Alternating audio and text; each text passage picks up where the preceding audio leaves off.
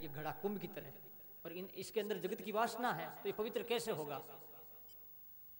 तो इसकी वासना जाएगी नाम जप से, सेवा करने से अंतकरण पवित्र होगा। वासना जब खत्म हो जाएगी तो फिर क्या होगा? अमृत भरेगा, राम का नाम अमृत।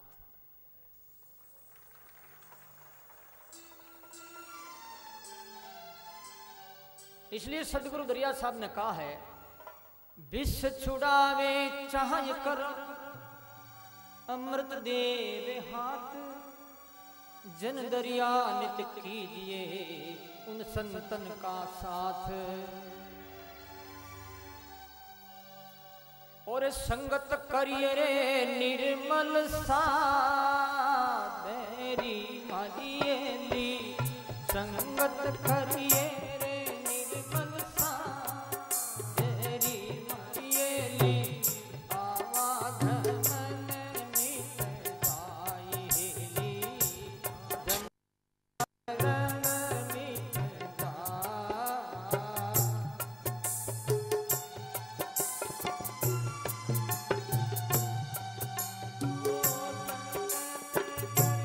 निर्मल साधेरी मारिए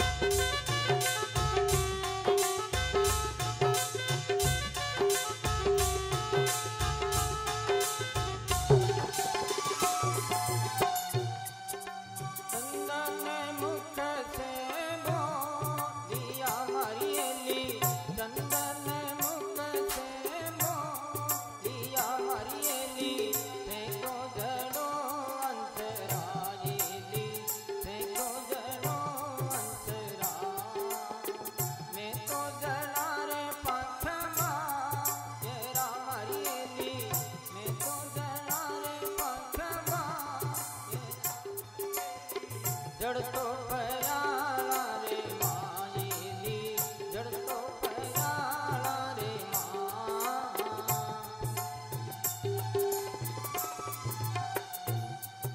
સંગતિ કરજો નિર્મલતા તેરી મારી સંગતિ કરજો નિર્મલતા તેરી મારી આવા ગમન મીટ જાય યારો જન્મ મરણ મીટ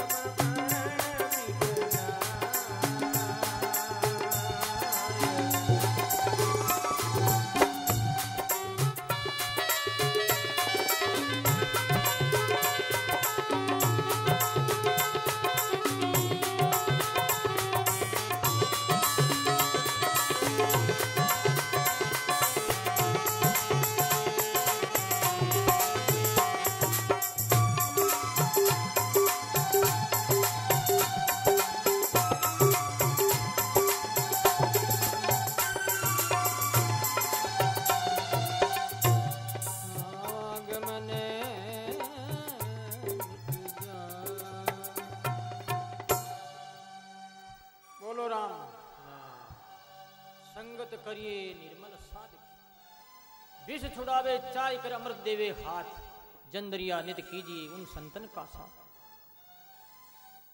गुरु सुखदेव जी महाराज क्या कह रहे हैं? नेतता यज्ञवान राजन पूये तप आदि भी तपस्या क्या दूसरे क्या, जितने जो अनुष्ठान है उनसे कुछ नहीं होता, जो राम नाम से होता है सदगुरु सेवा से होता।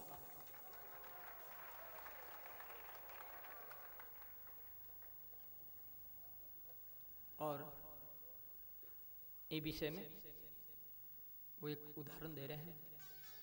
कान्यकुब्ज नगर में अपराध प्रवृत्ति का दोषों से पापों से डूबा हुआ ऐसा एक अजामिल नाम करके ब्राह्मण रहता था।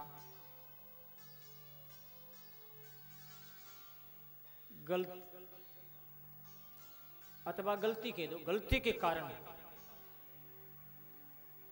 वेश्या का संग हुआ,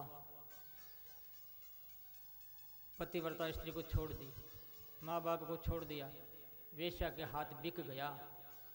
जो जितना पाप करना चाहिए उतना उसने किया। उसके 9 लड़के हुए। एक दिन की बात है, नगर में एक महान पुरुषों का काफिला आया और उनमें मंडलेश्वर जो संत थे, किसी भाई से पूछ लिया कि भाई शाम का 4 बज गई है, रात्रि में यहाँ निवास करना चाहते हैं, कोई भक्त का घर हो तो बताओ ना। तो लोग कई तरह के होते हैं, संतों को देखकर कई जलते भी हैं, कई राजी भी होते हैं, कई समीक्षा भी करते हैं, कैसे बोलते हैं, कैसे चालते हैं, ऋणी करनी क्या है, इत्यादि इत्यादि। तो एक ऐसे भाई ने कह दिया कि महाराज वो जो घर है बहुत ही सुंदर है, बड़ा मेल है, अजामेल भगवान का भक्त है, गांव में शिरोमणि वही है। किसका भक्त? पाप का भक्त। कहना उसका भी ठीक है, लेकिन व्यंग्य भाषा में उसने कहा। संत बोले बाले होते हैं, चले गए और उसकी चौकी पे जाके बैठ गए। उनका बच्चा आया, देखा संतों को, देखा बाबा आए, जिंदगी में कभी बाबा को देखा नहीं था। तोड़ करके वेश्या के पास गए, बोले माँ माँ बाबा आए हैं, आहू आए हैं, आहू आया है। वेश्या ने सोचा कौन सा आहू खाएगा, बाहर आई, आगे देखती है तो संत आए। तो समझदार तो थी, अपराध तो उनका था, लेकिन फिर तो समझदार विवेक तो था ना। नमस्कार किया संतों को कि महाराज कृपा करिए, आप पधार गए, मेरा पति आने वाला है और आपको क्या चाहिए, भोजन इत्यादि सारी व्यवस्था मैं करूँगी। थोड़ी देर में कोई पति आ गया, उसने भी देखा और संतों को भोजन इत्यादि का साधन किया। संत भोजन करके सो गए। रात सवेरे जाने की तैयारी में देखते हैं भाई इनका घर का भोजन खाया है, किया है, तो इनके बदले में कुछ अपने को उपकार करना चाहिए। संत का यही धर्म होता है। तो बोले भाई अजामिल तुम कौन हो?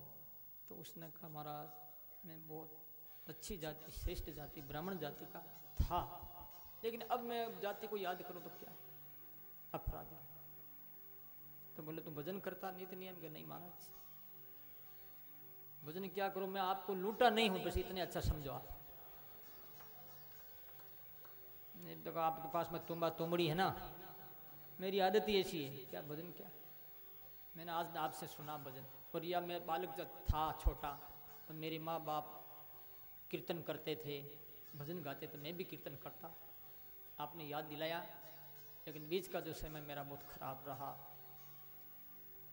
तो महाराज ने कहा भाई ठीक है, तेरे से नाम नहीं तो कम से कम तेरा जो बेटा होगा ना उसका नाम नारायण राम नारायण रख देना। ठीक। महात्मा चले गए, बच्चा हुआ, उसका नाम राम नारायण रखा। मृत्यु किसी की प्रतीक्षा नहीं करती है। Time and tide do not wait for anybody. समस्याएं जो होती है किसी की प्रतीक्षा नहीं करती कि भाई इनके लड़कियां बड़ी हो गई है, अब इनकी शादी करनी है, तो शादी होने दो, पीला हाथ करने दो, फिर मौत में आऊंगी, इनको मारूंगी, हैं? ऐसा नहीं। तो विचार किया, यमराज ने एक बड़ा अपराधी पापी है, भेजा यमदूतों को, यमदूत आए लेने के लिए, लेकिन छोटा सा प्यारा लड़का था, उसको राम नारायण कह करके पुकारता था। कोई कहते राम नाम, कोई कृष्ण कहते हैं, अरे भाई जो भी है भगवान का नाम, पुकारा रे मुझे मार रहे हैं। भगवान का नाम आकाश में विचरण करने वाले भगवान के पार्षदों ने सुना और लपक के दौड़ के वो आगे यमदूतों को एक तरफ कर दिया। तुम्हें पता नहीं इनको, तुम ले जाने के तुम अधिकारी नहीं। तो बोले महाराज आप कौन, क्या हो, क्या क्या तुम जाने दो, क्यों ले जा रहे हो इनको? बड़ा पापी है, यमराज का आदेश है। तो आदेश का कोई नियम तो होता होगा, कोई आचार संहिता है, कोई कानून की तो होगी ना। कहाँ वेद प्रणहितो धर्म हई धर्म तद विपर्यय, वेदो नारायण साक्षात् स्वयंभूरिति शुश्रुमय।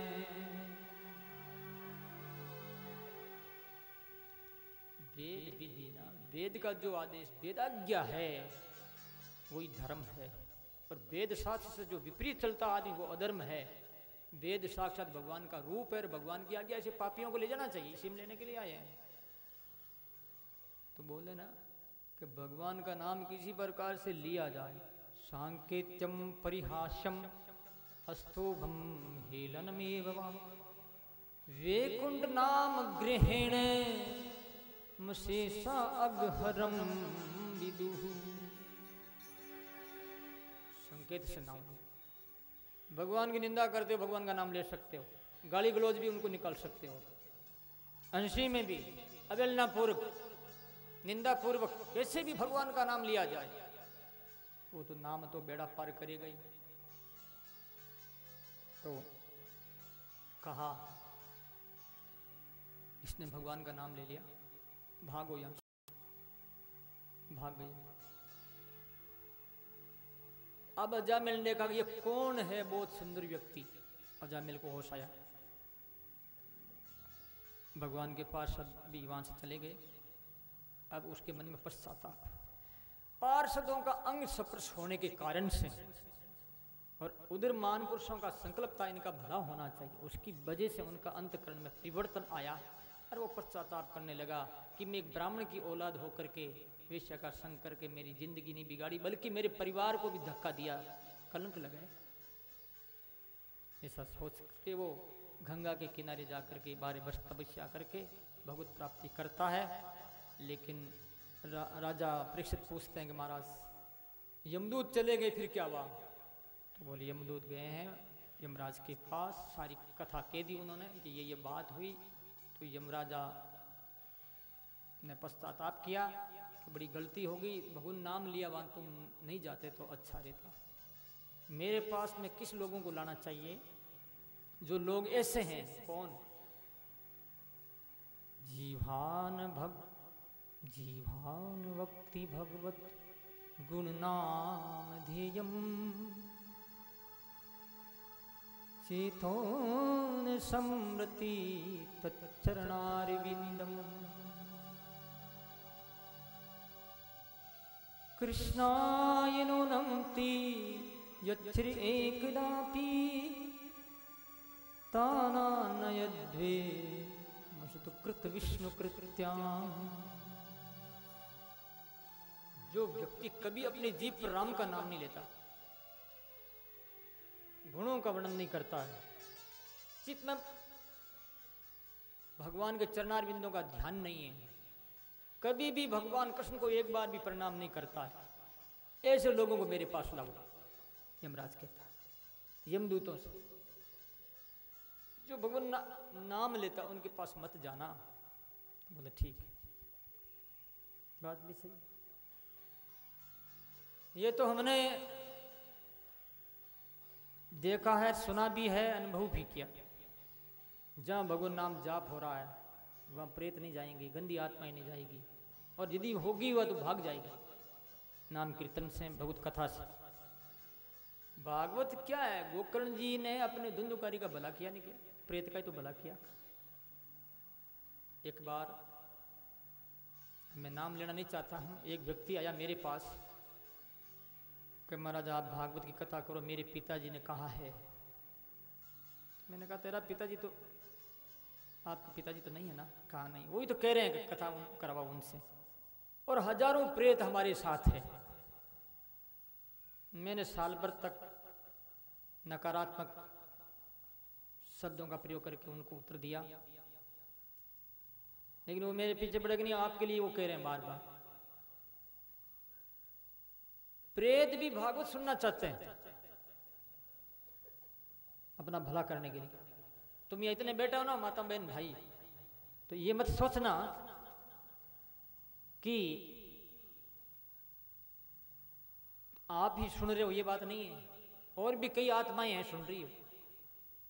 और जिस समय गोकर्ण जी ने कथा की थी, देवता लोग आए, नदियां आ गई मूर्त रूप धारण करके, बड़े बड़े ऋषि महर्षि महात्मा लोग आए सुनने के लिए। तो यहाँ तो पता नहीं कितनी आत्माएं घूम रही होगी, सूक्ष्म रूप में सारी आत्माएं कथा के सामने नतमस्तक होती है। यदि वो आत्मा प्रबुद्ध है, थोड़ा सा उसमें विवेक है, तो जरूर वो कथा सुनेगी।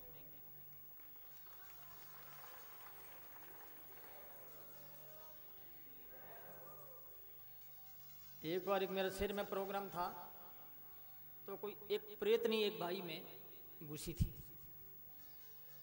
वो लोग बोले महाराज इसमें आई आती हो क्या करें? तो फिर मैंने उनको पूछा क्यों आई भाई?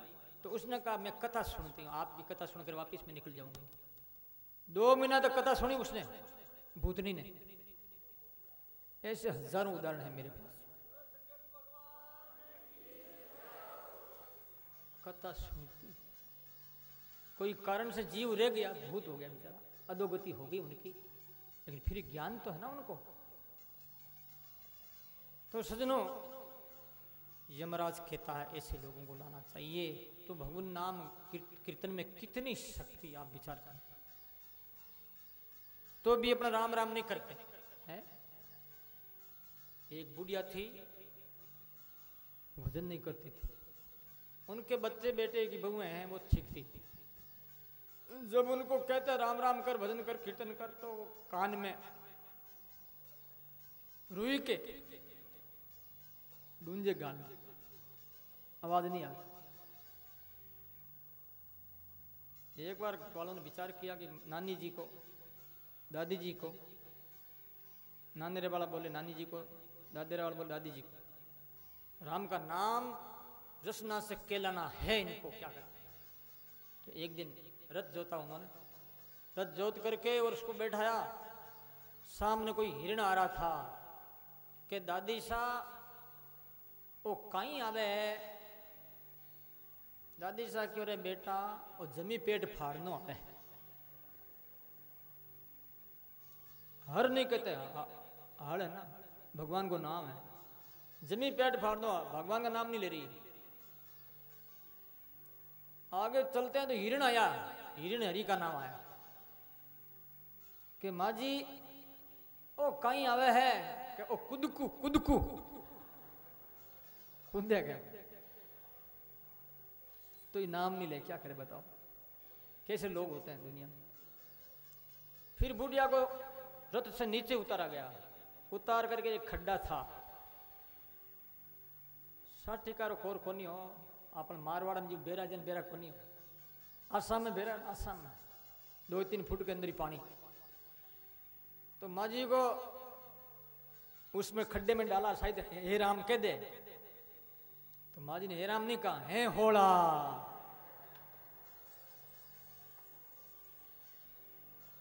अब राम राम करने वाली नहीं, ये तो गजब ही है।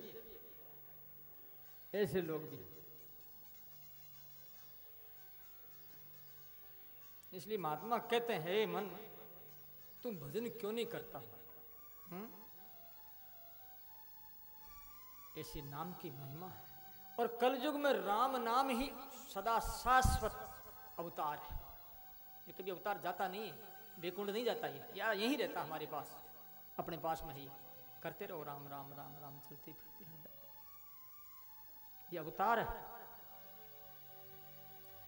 तो सज्जनों, इसके बाद कथा आगे चलती है। प्रचेताओं का जो लड़का दक्ष था, जो पीछे हम छोड़ के आए हैं, दक्ष ने मानसिक सृष्टि पैदा करने की कोशिश की, लेकिन उसमें सक्सेस नहीं हुए। तो फिर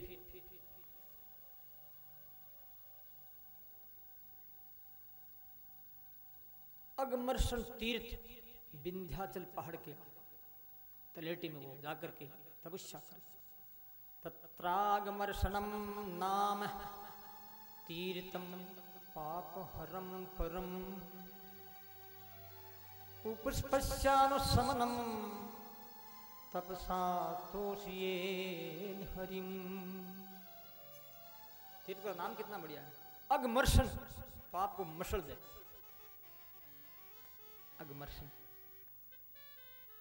दक्ष ने तपस्या की उस तीर्थ में, भगवान प्रकट हुए, बोले ये पंचजन है, इसकी लड़की अशकनी, इनके साथ तुम शादी कर लो। भगवान अंतर्ध्यान हो गए, उनके साथ में शादी किए। तो दक्ष के 10,000 लड़के हैरस्व नाम करके हुए। पहले यही परंपरा थी हमारे देश की कि माँ बाप बच्चों को तीर्थों में या तपोस्थलियों में भेज करके साधना कराते, और जिससे इंद्रियां उनकी स्वयं नियम में, कंट्रोल में, अधिकार में आ जाती। उसके बाद में शादी होती, संसार चलाने के लिए 1-2 बच्चा पैदा करते, और फिर स्वयं नियम जीवन जी करके ईश्वर की प्राप्ति करते। ऐसा नियम था। अब तो बच्चा पढ़ करके कोई नौकरी कर ले अथवा बिजनेस सीख ले तो वही सक्सेस माना जाता है, उसको ही कारगर माना गया है। लेकिन पहले ये नहीं था। तो उनको भेज दिया है देश के पश्चिम की ओर। तो वो नारायण सरोवर में जाकर के तप करने के लिए तैयारी में जुट गए। इतने में नारद जी आ गए। नारद जी महाराज को देख करके उन्होंने प्रणाम किया। नारद जी बोले, रे भाई यहाँ किस लिए आए हो? कि महाराज हम तप करेंगे और फिर बाद में शादी करेंगे। तो नारद जी ने कहा, देखो, नारद जी ने मारवाड़ी में कहा तो आडी घाली। आडी कहीं कि एक ऐसी नदी है जो दोनों तरफ से चलती है, इधर से भी चलती रही, इधर से भी चलती, 2 भाग से। एक ऐसा घर है जाने के बाद फिर आदमी वापिस नहीं निकलता। इत्यादि बातें पूछ, उनको बातें आई नहीं कि महाराज बताओ कि नदी प्रवृत्ति और निवृत्ति, प्रवृत्ति में भी आदमी चाहता है इधर और निवृत्ति इधर और जाता है, ये नदी है। और कौन सा घर? भगवान का बेकुंठ धाम, जो चला जाता आदमी बेकुंठ फिर वापिस नहीं निकलता।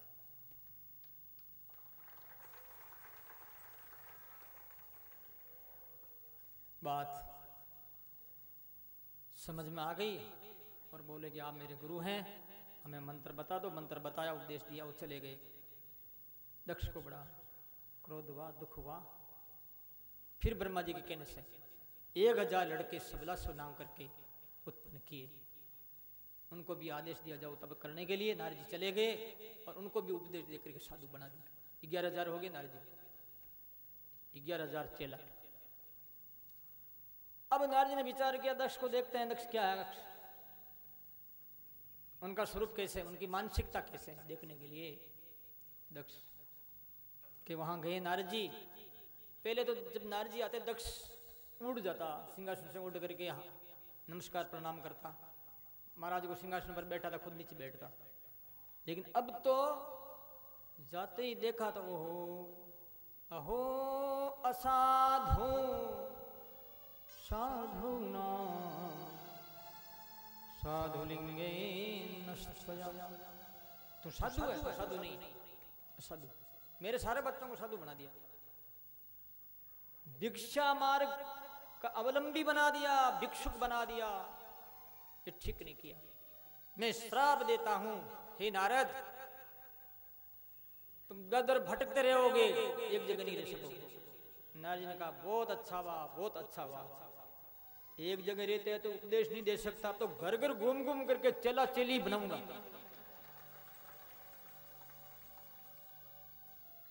चला चली बना, ये तो मैं, ये तो श्राप मेरे वरदान के रूप में काम करेगा। बड़ी प्रसन्नता हुई नारद जी महाराज को। चले गए नारद जी महाराज वहां से। फिर निराश हो गए दक्ष, ब्रह्मा जी महाराज ने कहा तो ब्रह्मा जी महाराज के कहने से 60 लड़कियां उत्पन्न की। अब नारद जी क्या करेंगे, लड़कियों की शादी तो बनाएंगे नहीं वो। नारद जी ठंडे पड़े जाने, जिसमें 10 लड़कियां धर्म के साथ में शादी की, 13 कश्यप जी को दी, 27 चंद्रमा को, 2 भूत अंगिरा और किक्काश्व को।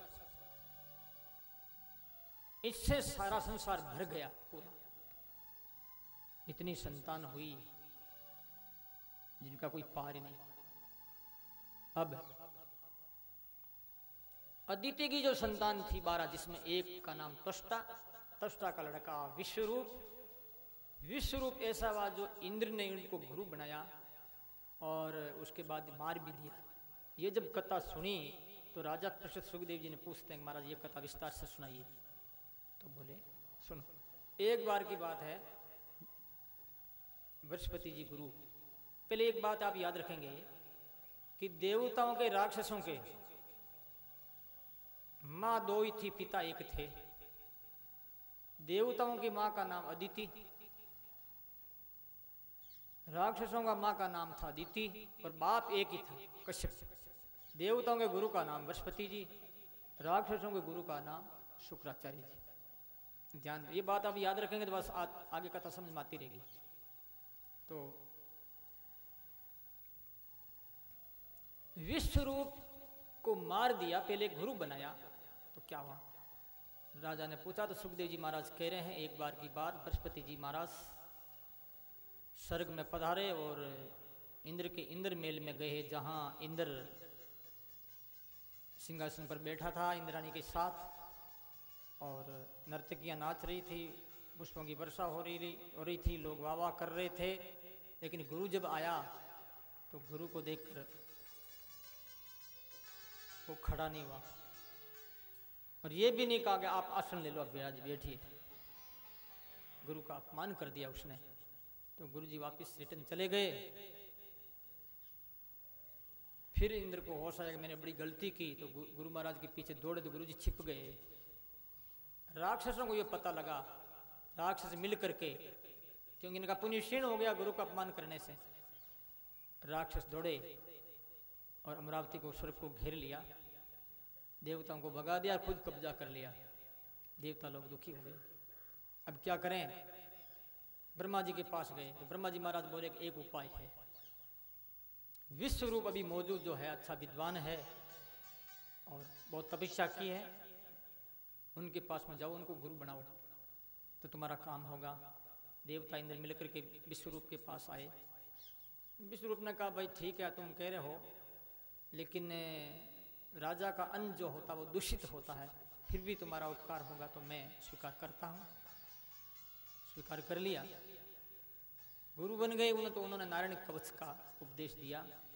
नारायण कवच एक ऐसी प्रार्थना है, ऐसी एक राम रक्षा है, भगवान मेरी फलाने जगह रक्षा करे, अमुक जगह रक्षा करे। लेकिन एक श्लोक बहुत बढ़िया है, तेनैव सत्यमानेन सर्वज्ञो भगवान हरि पातु सर्वैस्रूपेण सदा सर्वत्र सर्वग। ये एक श्लोक सारे श्लोकों का सार है। जो भगवान जिस रूप में है, जहां भी है, जिस जगह है, जिस पोजीशन में है, वो परमात्मा हर प्रकार से, हर क्षेत्र में, हर जगह मेरी रक्षा करे। इस श्लोक को कोई 1,00,000 बार पढ़ ले तो ये सिद्ध हो जाता है। और फिर आग में भी चला जाएगा तो आग की ताकत नहीं उसको जला दे। कहने का मतलब रक्षा। नारायण कवच से ताकत आ गई।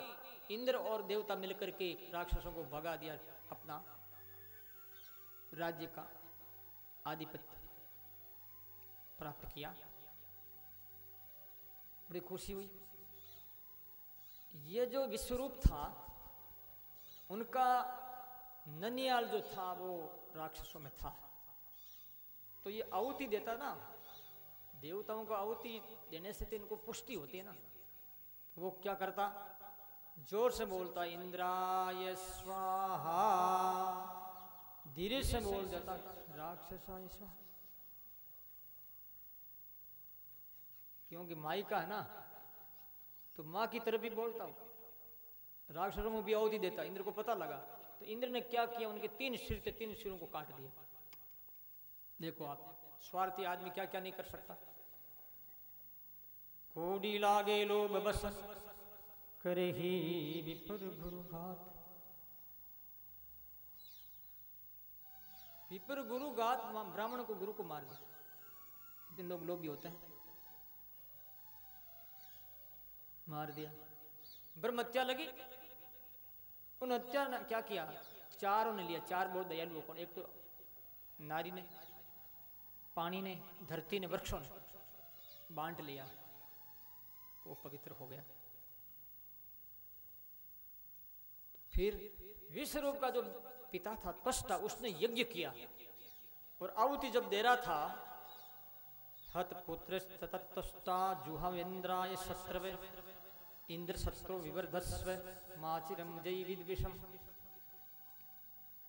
उसने आहुति दी, इंद्र शत्रु विवर्धस्व स्वाहा।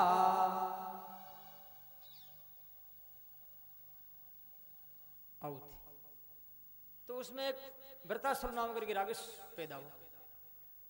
लेकिन एक गलती हो गई। क्या? वैदिक मंत्रों में ये विशेषता है कि शुद्ध उच्चारण नहीं करेंगे तो गड़बड़ी भी हो सकती है, और शुद्ध उच्चारण करेंगे तो फायदा भी हो सकता है। तो इंद्र शब्द को उदात करना चाहिए, उसको अनुदात कर दिया, और अनुदात को उदात कर दिया शत्रु शब्द को।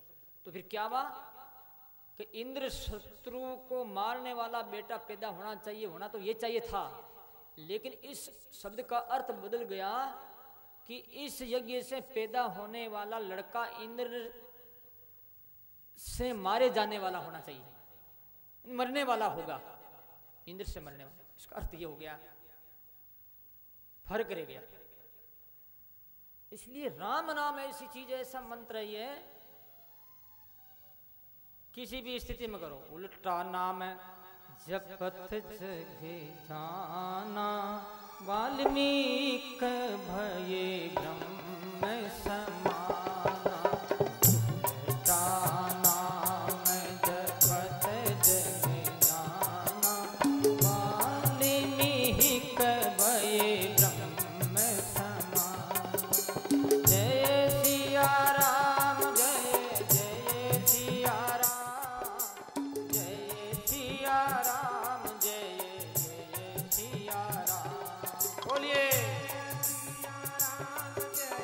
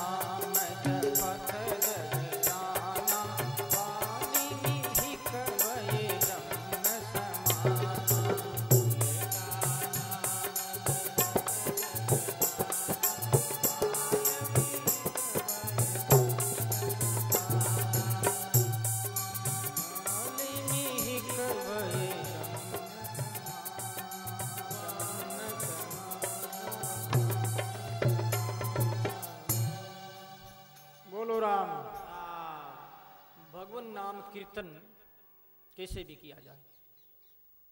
मृतासुर उत्पन्न हुआ, पिताजी को हाथ जोड़ के खड़ा हो गया। पिता ने आदेश दिया, लंबी चौड़ी फौज लेकर के अमरावती को घर लिया, सड़क से जो भी इंद्र वगैरह वो सबको खदेड़ दिया, खुद इंद्रासन के ऊपर बैठ के राजा बन गया, इंद्र बन गया खुद ही, समझ लीजिए। इंद्र को बड़ी तकलीफ हुई, अब क्या करें।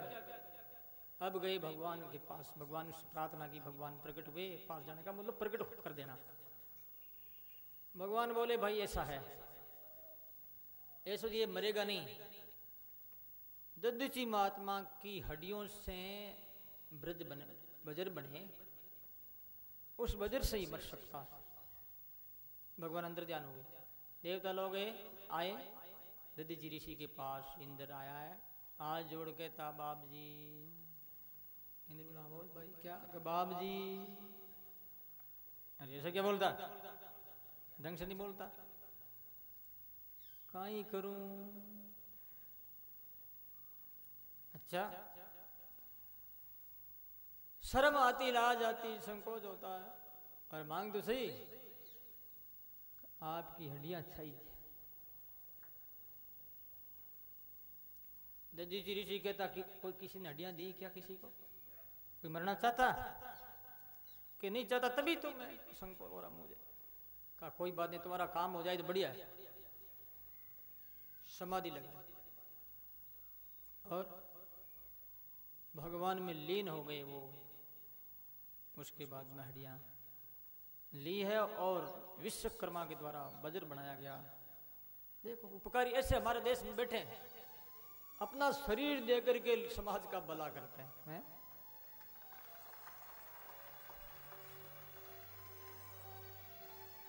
परहित सरिस धर्म नहीं भाई, पर पीड़ा सम नहीं अधमाई। किसी के काम जो आए उसे इंसान कहते हैं। किसी के काम जो आए उसे इंसान कहते हैं।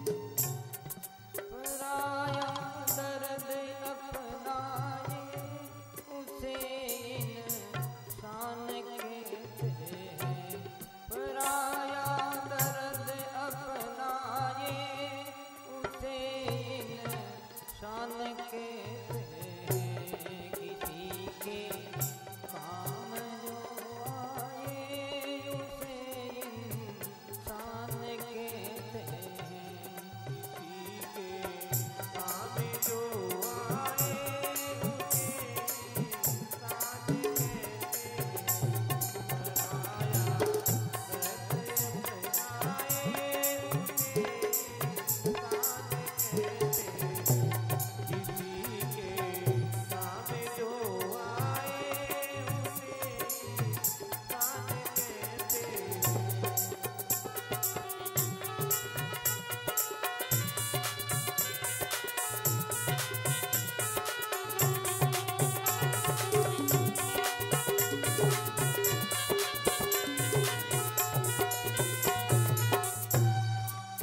किसी के काम जो काम आते हैं उसको क्या बोलते हैं, इंसान, मानव। वो मिनक है, मानवता होनी चाहिए। मानवता गिर गई, आकार में तो मिनक है, अंदर मानवता नहीं है। क्या दानवता, राक्षसपना। ददीशी ने हड्डियां दी, उसका वज्र बनाया गया। फिर इंद्र देवताओं को लेकर के स्वर्ग पर चढ़ाई करता है।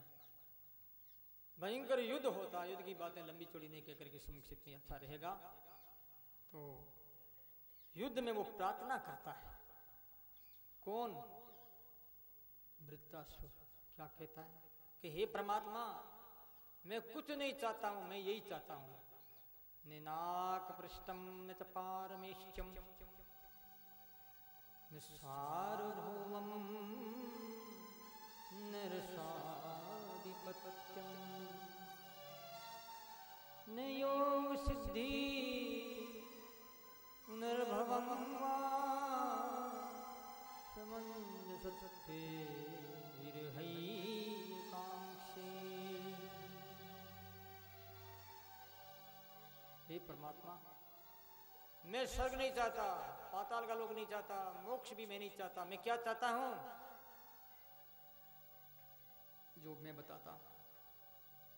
वो कह रहा कि मैं जो चाह रहा हूं वो बताना चाह रहा हूं। सुनिए क्या। अजात पक्षा इव मातरम खगा स्तन्यम यता वत्सरा सुधारता प्रियम प्रिये युति सम्मिश्रना मनो अरविंदाक्षे दिदृक्षते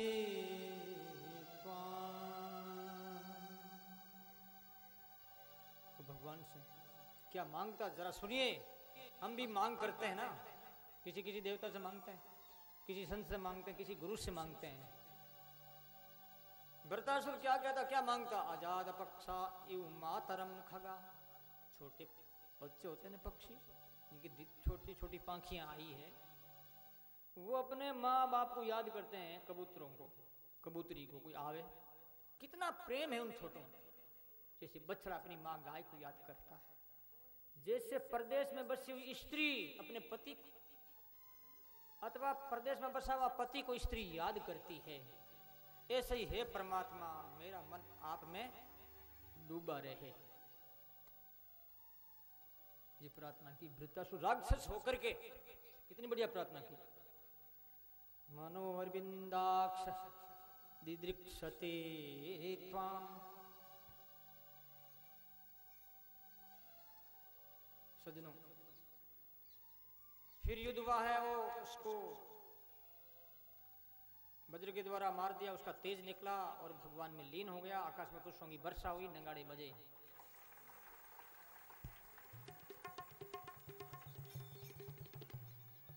राजा परीक्षित सुखदेव जी महाराज से पूछते हैं कि राक्षस होकर के इतनी बढ़िया बातें कर रहा था, भगवान की प्रार्थना कर रहा था, ये मैं जानना चाहता हूँ।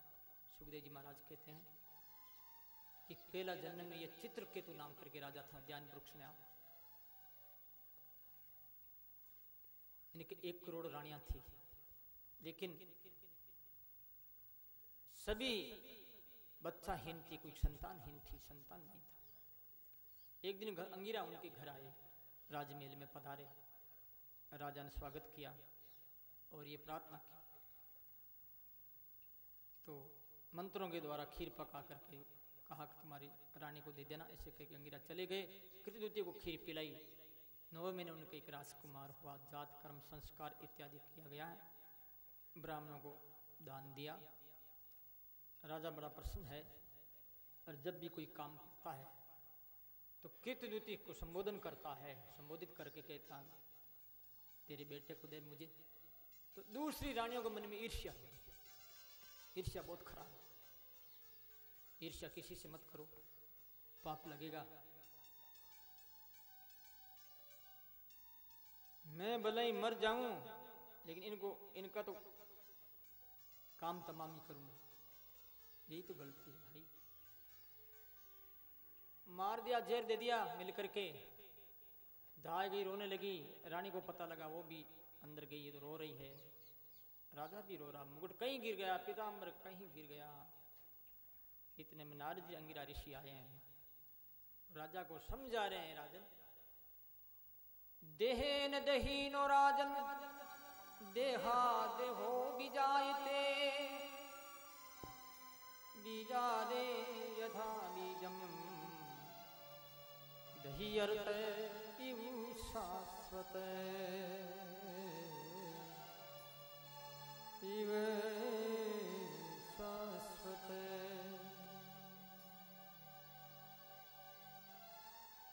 बात सुनने की नहीं है, बल्कि समझने की है, जीवन में धारण करने की है। बहुत बढ़िया बात कह रही है नारद जी महाराज। अंगिरा महात्मा में क्या समझा रहे हैं राजा को। राजा बेहोश पड़ा है। हाय पुत्र हाय। महात्मा कह रहे, देख राजन सुन ले, जैसे घास फूस घास फूस से पैदा होते रहते हैं, पुराना घास खत्म हो जाता, नया घास पैदा होता बीज से, फिर पुराना वही पुराना पड़ जाता, वही खत्म हो जाता। ऐसे ही आदमी का आदमी पैदा होता है, मर जाता है, फिर नया आता, फिर पुराना मर जाता, फिर नया आता, फिर पुराना। मैंने अपना आदमी की कीमत कितनी घास फूस की तरह आंकी है ऋषियों ने। यदि भजन नहीं करता तो घास फूस ही, और क्या। घास फूस तो फिर भी ठीक है, कम से कम पशुओं का पेट तो भरे, उनकी क्षुधा तो दूर करे, तृप्त करे। लेकिन मनुष्य तो दूसरों से छीनेगा, राक्षस है। पशु भी ठीक है, घास भी अच्छा है। इस वास्ते ऐसे ही संसार पुराने जा रहे हैं, बूढ़े आदमी मर रहे हैं, नया पड़पोता पैदा हो रहा है, दादा जा रहा है, परदादा जा रहा है। इस संसार का क्रम राउंड चल रहा है लगातार। फिर राजा ने आंख खोली, देखी ये कौन, कि बाप जी आप कौन हो। तब अंगिरा ऋषि ने कहा ये ब्रह्मा जी के पुत्र नारद है, और मैं अंगिरा हूं जो मैं तुझे पुत्र दिया था। ऐसा कहा, ऐसा कहती फिर तो भूं भूं रोने लगे, जैसे कोई नई बींदनी रोवे। अरे बाप जी थारो दीवड़ो गयो परो रे, थारो दीवड़ो गयो।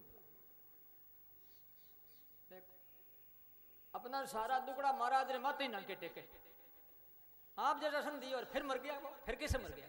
इसका मतलब आप में कोई शक्ति नहीं, आप में तप नहीं, आप में साधना नहीं, आपका संकल्प दृढ़ नहीं। इसका मतलब यही बन, और क्या। आपका दिया मर गया। महात्मा कहते हैं सर्वे पिशोर सेने में मोह शोक मोह भयार्तिदा गंधर्व नगर प्रख्या सपन माया मनोरथ। के राजन संसार गंधर्व नगर है ये। सपना में जैसे कोई राजा महाराजा बन जाता है, कोई ब्रह्मांड का मालिक बन जाता है, कोई ब्रह्मा बन जाता है, और जब सपना खुलता है, नींद से जागता है ना, तो वही मगता हाथ में ठिंगड़ा लियोड़ा। ऐसा ये संसार है, राजी क्या होना है, छोड़ना पड़ेगा एक दिन।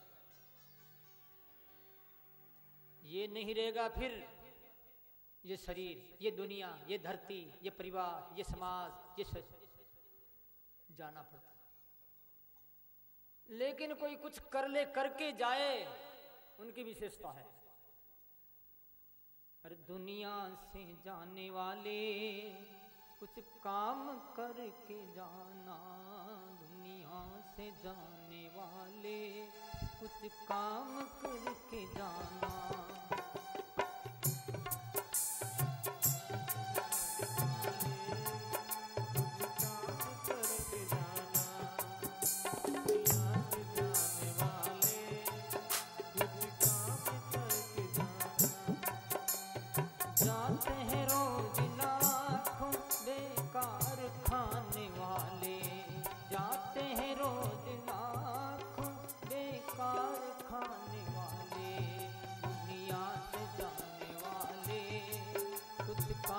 करके जाना, दुनिया से जाने वाले कुछ काम करके जाना, कुछ काम करके जाना।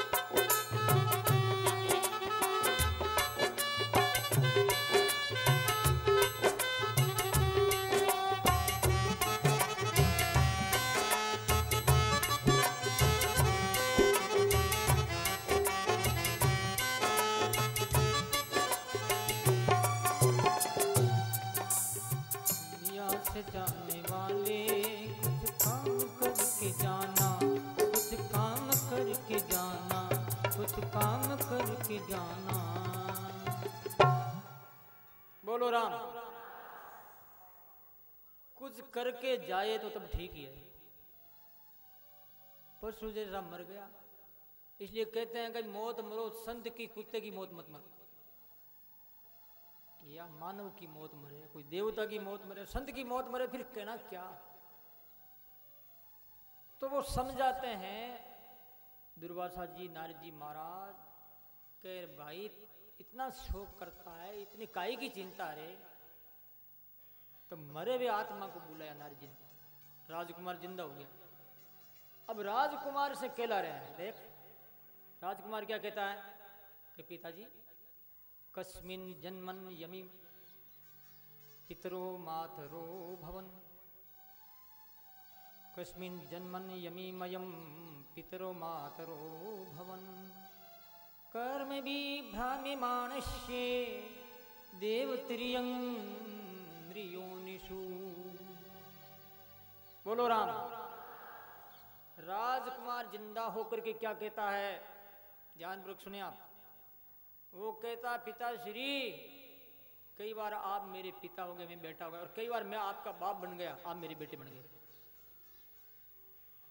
कर्मों के कारण से काम चला, आप भजन करो, माला फेरो, इनकी सार को नहीं है, क्या बेटा और क्या बाप करनी आपको, आप मारोड़ी में क्या बताए।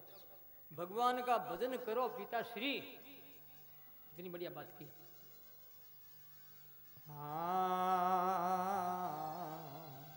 राम गुण गाये ले रे, बीरा मारा जब लग सुखी शरीर, हरि राम गाये ले रे, बीरा मारा जब लग सुखी शरीर, पीछे काम न आवसी रे, पीछे याद आ